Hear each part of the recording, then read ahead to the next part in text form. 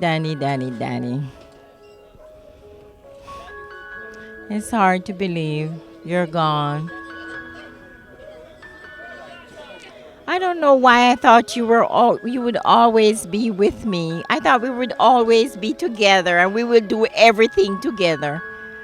But now, but you had no choice. When you had to go, you had to go. But I know you're in a better place. I could just see Mama and old Todd and Miss Daisy and all of them ushering you in. So I always smile when I think about that. But my brother Danny, my role model, my best friend, my brother, everything. But you will always be there in my heart. You'll always be there in my heart. I can't think of a situation when you were never there for me. And I hope I thanked you enough. Well, I could never thank you enough, but I hope I thank you because without you ahead of me, I don't think I would be able to accomplish much. So I thank you and I will always love you and always remember you. Walk good, my dear.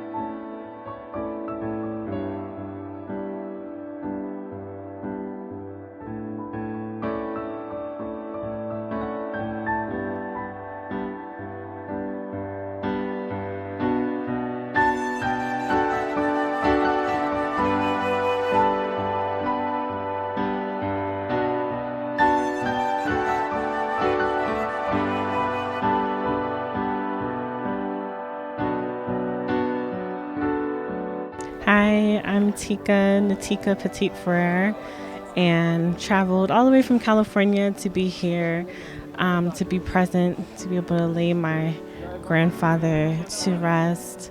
I am the oldest grandchild of Daniel Spencer. Just sad to see him go, and just pray that his soul just rests in peace, that he continues to watch over us day after day.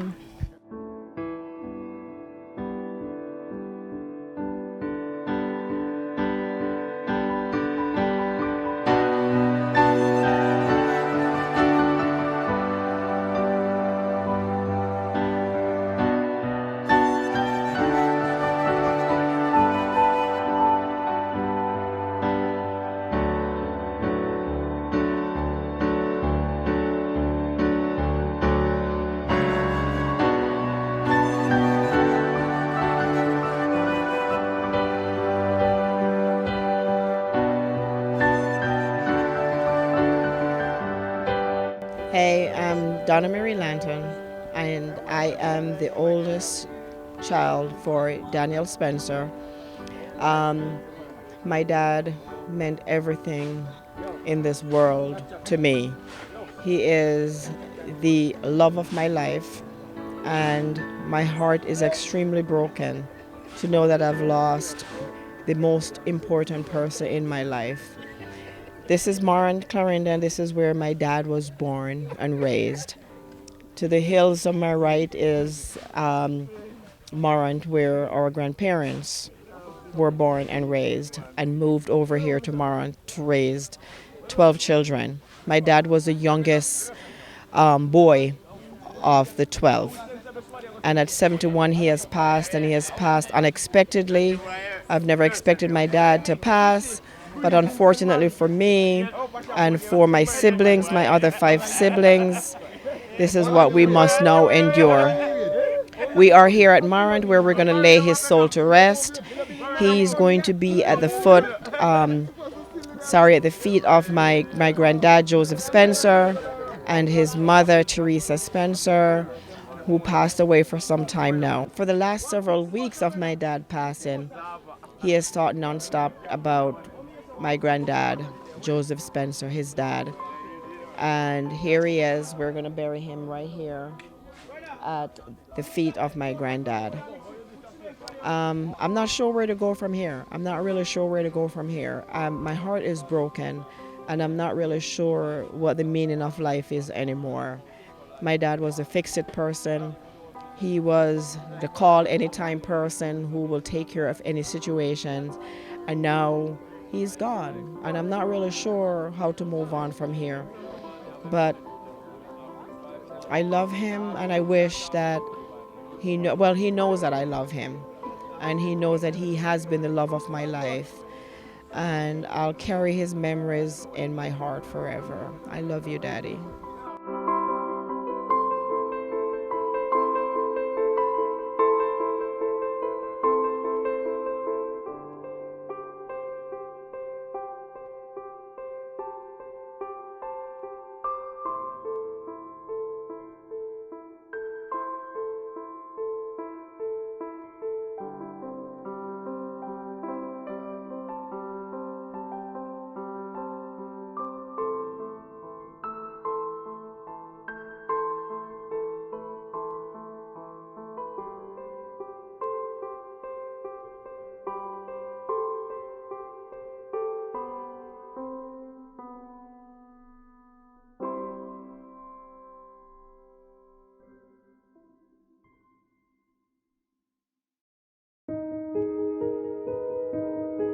My name is Orlando Johnson. I met Daniel when I was about 16, or less than that. We were the first batch of kids who went to Frankfield Comprehensive School. He was head boy and I was a prefect. It was a good time, and we passed some subjects. I don't remember what they were, but he went to JSA and I went to Michael. when we left college, he went to work in St. Elizabeth and I went to Clarendon. I went to Moco to teach, and we used to hang out down in Santa Cruz and with guys like Smalling and there were a lot of other guys, both from JC and Michael. We used to have a good time. I met his sister. As a matter of fact, we went to high school together, but she was like 3 years younger than me, and I didn't. She was kind of, But I met her at Michael, and we became good friends, and eventually she became my girlfriend. So after I left Michael, I don't remember how long after we got married. So no, Daniel was not just my friend; he became my brother-in-law too. But our youthful days were very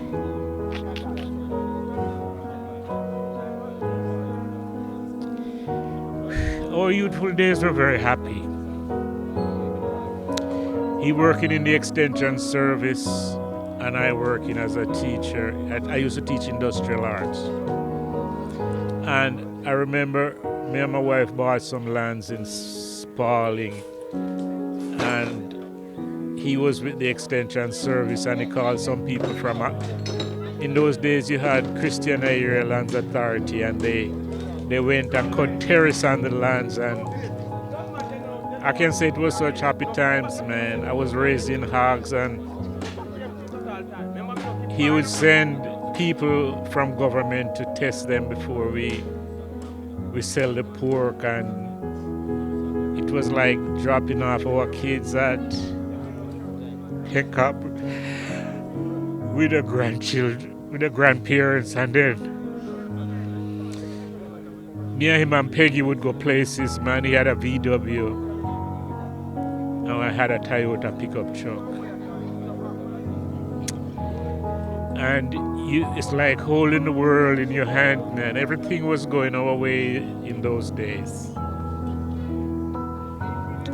But Daniel was the kind of person, man, that whenever I wanted to make a business decision, I talked with him, and when he was gonna open the bakery, man, we went by the place and we talked about the bakery, and it was just so happy. We were just so happy together, man, and things took a turn in Jamaica, and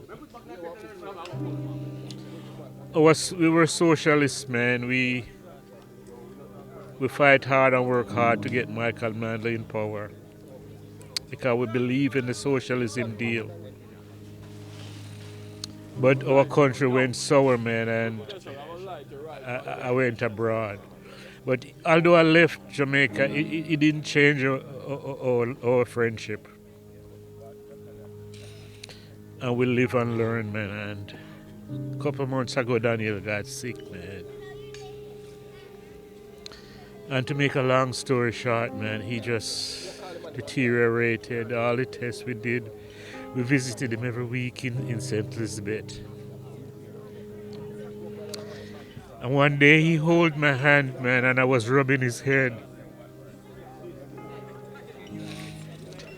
And he just looked at me and he squeezed my hand and said, "Johnny."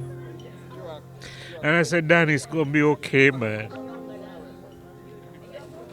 And he had to go to the bathroom, and when he came back, he was smiling and we were talking again. But then I couldn't wrap it around my head that he would die. Every time I keep saying, "Man, you're going to get better, man. You're going to get better. We're going to work on. Everybody working for you, man. You're going to be better." All the time in Kingston, he running the test, man, and I'm telling him, "Man, you're going to be better." And then the message came one morning, man, that Daniel was dead. And it really hit me hard. Because even I couldn't see him dying then. I think that we were going to grow old together. I mean, real old. And I was gonna see him well again. That we could even if I had to hold his hand and we walk someplace, man, we would see that again. But such is life.